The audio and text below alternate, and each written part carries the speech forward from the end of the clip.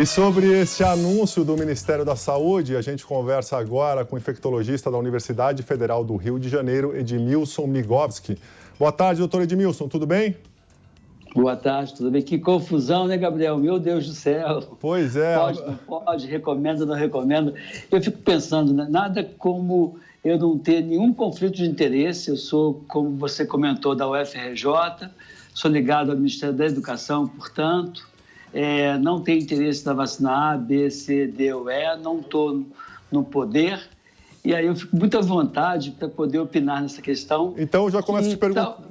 Desculpa interrompendo, já te começo perguntando, então, doutor Edmilson. Como o senhor disse, confusão. Ontem um anúncio mal explicado, hoje uma entrevista que também não deixou muito claro a situação. Eu te pergunto, o senhor como médico, já recebeu muito WhatsApp, muita ligação de amigos, adolescentes, de pais de amigos, para saber o que eles devem fazer a partir de agora?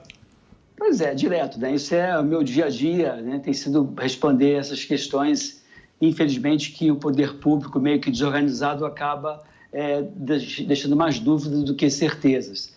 Agora, bem da verdade, se eu tivesse hoje uma única dose da vacina para fazer, a gente fazer uma terceira dose do meu pai, que tem 84 anos de idade, e num filho que fosse de 15 anos de idade, certamente a minha opção seria para a terceira dose para o meu pai e não a primeira dose para um adolescente. Por que isso? Porque o adolescente, em tese, tem, em geral, um quadro muito melhor, um quadro mais benigno.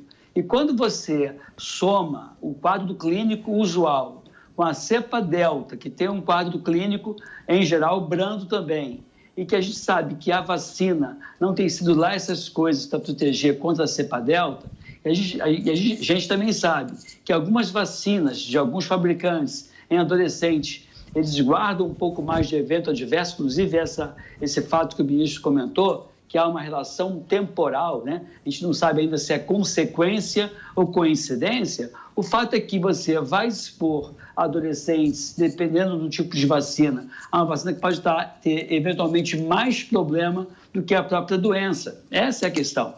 E aí a gente sabe, por exemplo, que o adolescente de alto risco, com comorbidade, aí já começo a tender para fazer vacina, entre aspas, a qualquer custo. Eu não sei se eu teria mesmo disposição para fazer a vacina no adolescente de 15, 16 anos de idade sem nenhuma doença de base. Quando eu sei que essa vacina não vem protegendo tanto assim contra a cepa em circulação, essa vacina pode ter efeito adverso eventualmente grave, como foi relatado, está suspeito, e a doença tende a ser branda. Então, nessa equação, se eu tivesse vacina para gerenciar e fossem poucas doses, eu iria priorizar esse grupo de alto risco, sejam adolescentes, adultos jovens ou pessoas de mais idade.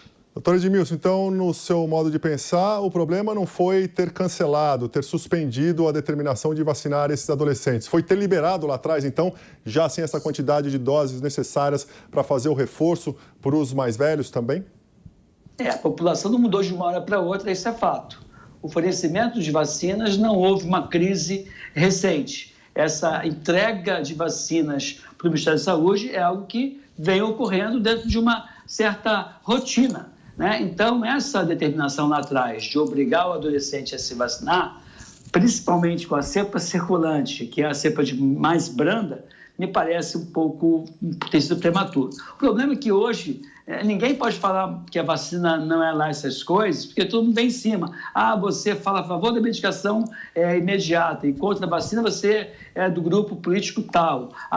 Eu não sou do grupo político de ninguém, absolutamente ninguém. Eu estou muito tranquilo no que eu estou falando para vocês e falo com a minha consciência tranquila, tomando por base todo o conhecimento que eu tenho em vacina, e é uma prática que eu já tenho na minha vida curricular há mais de 2 décadas. Eu sou professor de doenças infecciosas com foco em vacinação, com o livro publicado na área. Então, assim, essa vacina tem as suas pendências, os seus problemas, né? Então, eu acho que seria mais sensato você priorizar o grupo que tem maior risco, uma vez adoecendo, de ter uma doença grave.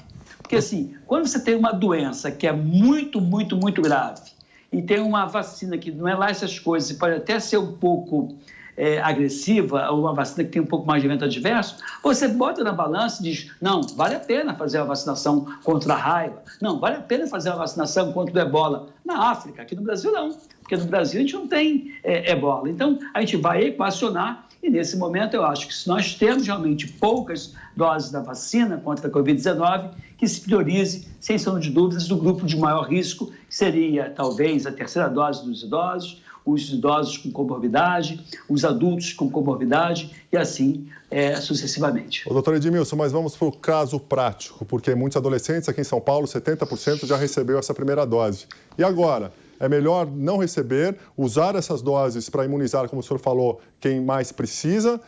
Ou é melhor realmente fazer o reforço, porque não vai, pelo menos, perder essa primeira dose, não vai...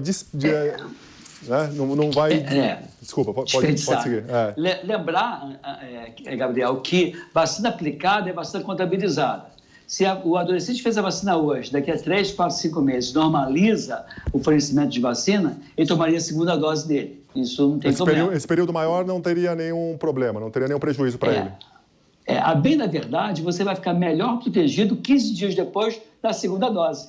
Se você demorou 3 meses, 4 meses ou 6 meses, você demorou um pouco mais de tempo para ficar plenamente protegido. Mas não quer dizer que nesse período você tenha zero de proteção, não é isso. E não quer dizer também que quando você fizer a segunda dose, você vai ter prejuízo por conta do atraso. A questão é, uma vez a vacina aplicada, é contabilizada, uma vez que você demorou 6 meses para fazer as 2 doses, eu posso dizer 15 dias depois da segunda dose, você, puxa vida, demorou 6 meses para ficar melhor protegido. Mas não há perda, quando você faz a segunda dose, não vai ter perda da resposta imune. Ao contrário, inclusive algumas vacinas mostram que quando você dá um prazo um pouco maior, a despeito do risco de ficar esse gap sem a melhor proteção, depois de 15 dias da segunda dose, em geral, os níveis de anticorpos observados são maiores quando você estreita as doses. Não estou aqui defendendo adiar a segunda dose, não. Estou só tentando dar uma tranquilizada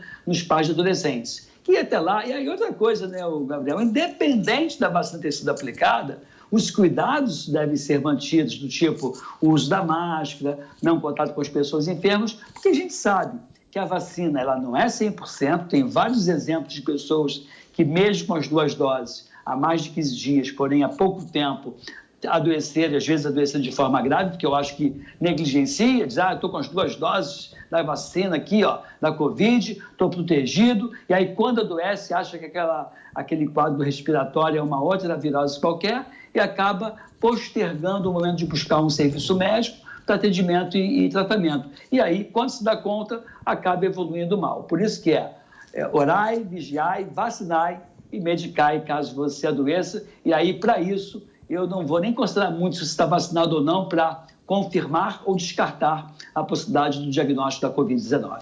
Doutor Edmilson, sobre esse caso adverso mencionado pelo ministro da Saúde, Marcelo Queiroga, o senhor tem alguma informação sobre ele? É para se preocupar ou é um caso isolado e que quem se vacinou com a Pfizer entre 12 e 17 anos pode ficar tranquilo, sabendo aí da posição do senhor que ainda são vacinas que estão em processo de estudo ainda, né?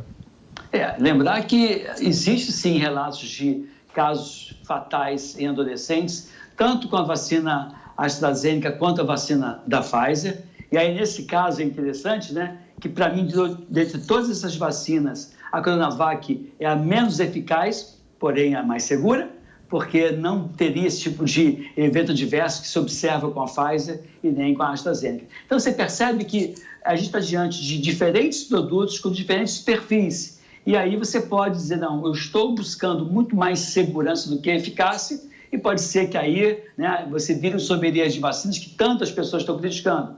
Mas eu fico pensando aqui com os meus botões. Um paciente com problema cardíaco, uma criança com uma cardiopatia congênita, talvez não quisesse fazer a vacina da Pfizer, porque essa vacina guarda mais relação com a miocardite, por exemplo. Se há uma mulher que é jovem, grávida, que tem maior tendência para trombose, talvez eu não opte fazer para ela a vacina da AstraZeneca, porque tem maior predisposição para trombose. Já teve relatos de mulheres que fizeram trombose no sistema nervoso central, aqui no Brasil, inclusive com evolução fatal, que é muito ruim. Então, assim, quando você está diante de uma doença que, uma vez tratada de uma forma imediata, nesse grupo de jovens, em geral, não oferece uma ameaça à vida da pessoa, a gente tem que ser um pouco mais exigente com o imunizante que vai ser utilizado para evitar uma doença que você ainda não tem certeza se vai ter ou não, e tendo doença, você não tem certeza se vai ter uma evolução grave, que é diferente do ebola, diferente da raiva, de outras viroses cuja evolução tende a ser de maior gravidade.